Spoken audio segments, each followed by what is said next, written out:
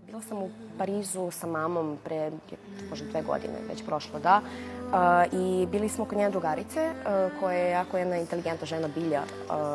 I pričale smo o svemu i svačemu, tako kada sam eto bila, dok nismo obilazile grad, kad se vratimo uveče pričamo. I ona mi je ispričala priču o Ramondi.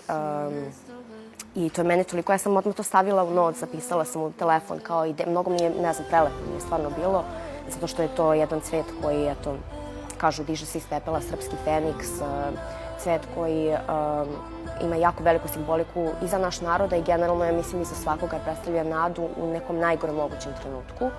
I nama to znači kao